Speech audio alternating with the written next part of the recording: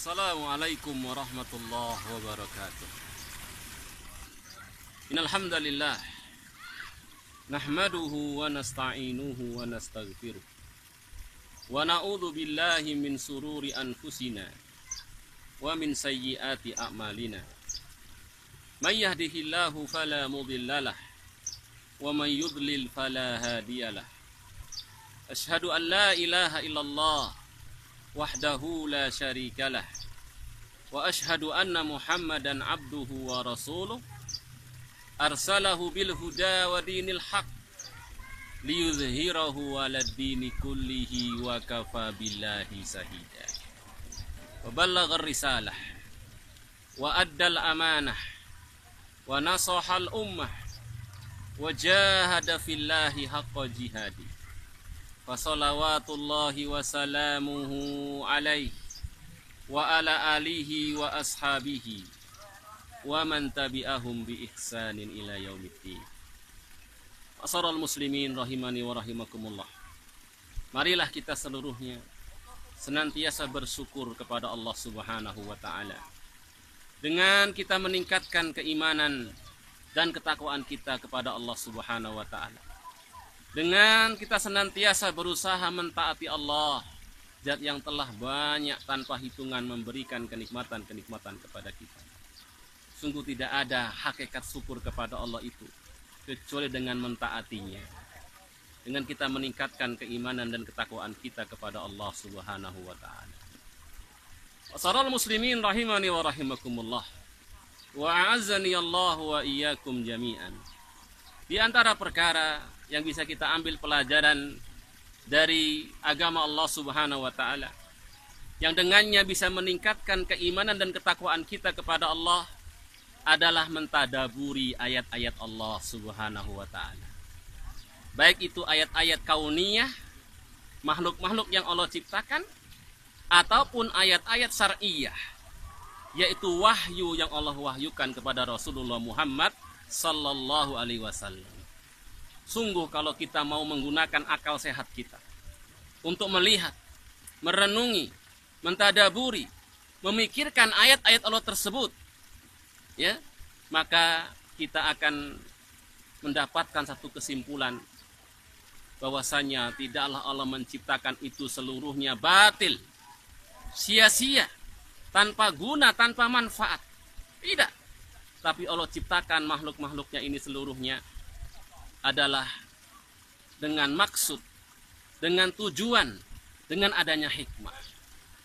Janganlah kita ma'asyiral muslimin rahimani wa rahimakumullah, ya, berjalan di muka dunia ini, pergi ke tempat-tempat yang di situ begitu indah pemandangannya, begitu menakjubkan, tetapi tidak bisa mengambil pelajaran yang sangat-sangat berharga yang telah disampaikan dalam ayat-ayat Allah dalam Al-Quran. Lihat-lihat banyak orang berjalan, lesiran, rekreasi, melihat pemandangan alam, ke gunung, ke pantai, ke laut dan yang semisalnya. Tapi sekedar takjub kepada makhluk-makhluk Allah tadi. Tidak pernah kemudian sampai kepada pengenalan makrifah kepada penciptanya, kepada pemilik dan penguasanya, kepada pengaturnya. Tidak sampai kepada tingkatan menambah keimanan dan ketakwaan dia kepada Allah Subhanahu wa taala sebagai penciptanya. Maka ini hendaknya kita jauhi.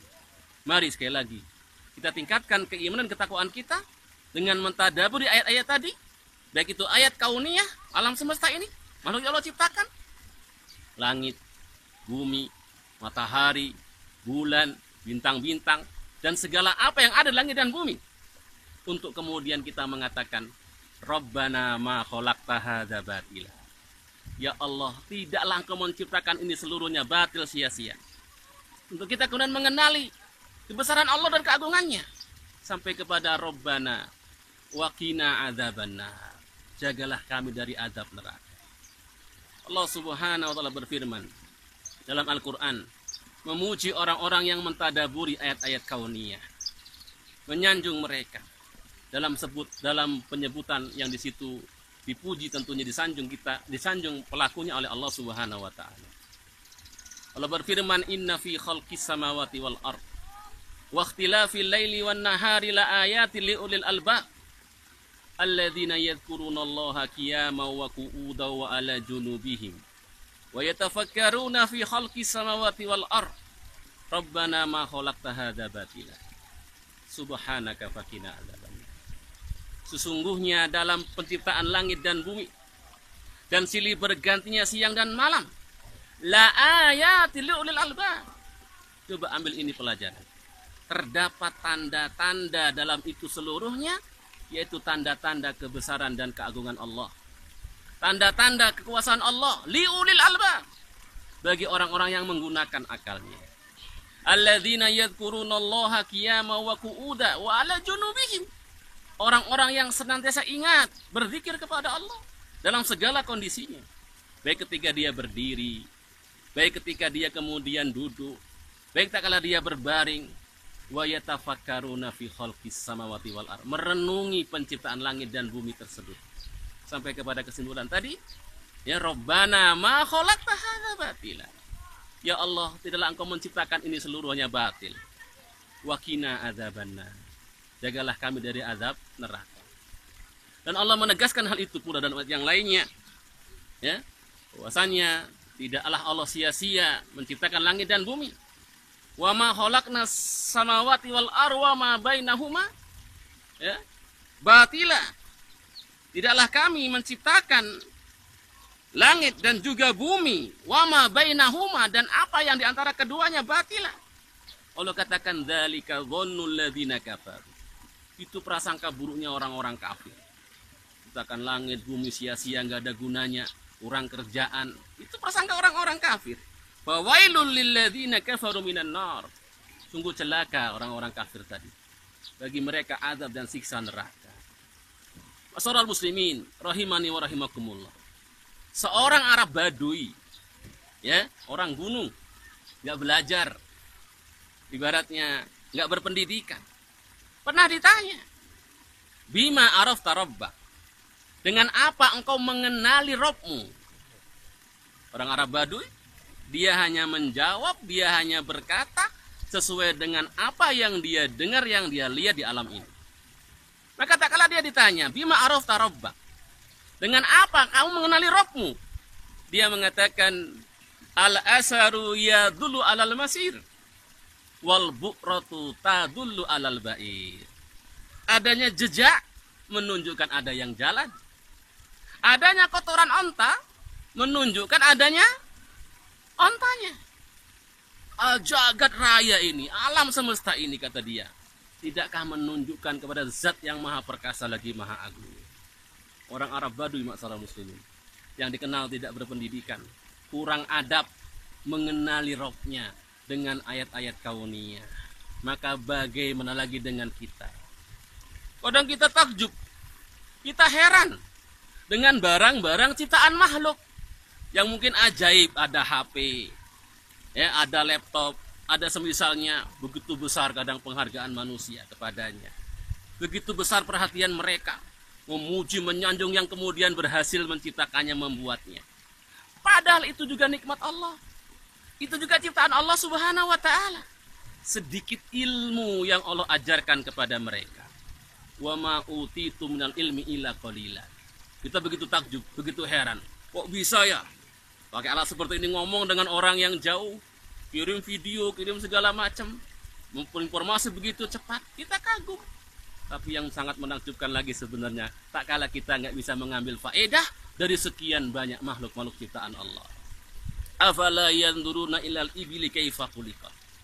Tidakkah pernah engkau merenungi, melihat bagaimana dahsyatnya ayat-ayat Allah dalam penciptaan onta? Wa ila sama'i kaifa rufi'at. Tentang langit yang Allah tinggikan. Coba bayangkan, tanpa atap, tanpa tiang. Wa ilal jibali kaifa nusibat. Penciptaan gunung-gunung yang ditancapkan di bumi sehingga bumi ini kokoh, tidak kemudian goyang, tidak kemudian gempa. Kita tenang hidup di atasnya. Ya, demikian pula penciptaan bumi ini yang Allah bentangkan untuk kita tinggal di dalamnya. Sungguh sekali lagi, maksud dari kita diperintah Allah untuk tadabbur, untuk kemudian fasiru fil ardi, berjalan di muka dunia ini, melihat keagungan Allah adalah bukan sekedar untuk bersenang-senang, bukan sekedar untuk refreshing, untuk kemudian tertawa, takjub, heran dengan makhluk-makhluk Allah. Tapi lebih dari itu, marilah kita mengambil pelajaran bahwasanya di situ ada penciptanya. Bahkan saudara muslimin, di situ juga ada pelajaran tauhid.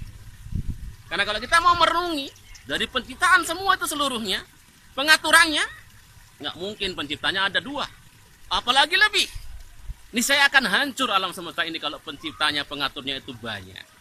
Makanya dikatakan dalam sebuah ungkapan Arab, wa fi kulli say'in ayatun tadullu ala annahu wahidun. Bahwasanya dalam segala sesuatu yang Allah ciptakan terdapat tanda bahwasanya Allah itu esa. Allah itu hanya satu. Dan juga hendaknya kita sampai kepada kesimpulan setelah mengenali keagungan Allah, kesempurnaan Allah, dengan melihat makhluk-makhluknya tersebut, kita sampai kepada kesimpulan berarti hanya Allah pula yang berhak untuk diibadahi. Karena Allah bersendirian dalam menciptakannya, mengaturnya, merajai dan menguasainya. Maka demikian pula tentunya Allah bersendirian dalam hak untuk diibadahi. Ini ayat-ayat Allah yang sifatnya kauniyah, alam semesta. Dan juga tentunya jangan lupa untuk kita juga mentadaburi ayat-ayat yang syar'iyah. Ya, wahyu Allah Subhanahu wa taala. Al-Qur'an, hadis Rasulullah SAW, di situ terdapat lebih-lebih lagi tanda-tanda kekuasaan Allah, kebesaran Allah yang bisa kita baca, kita renungi, yang kita bisa sampai kepada pengenalan kepada Allah Subhanahu wa taala.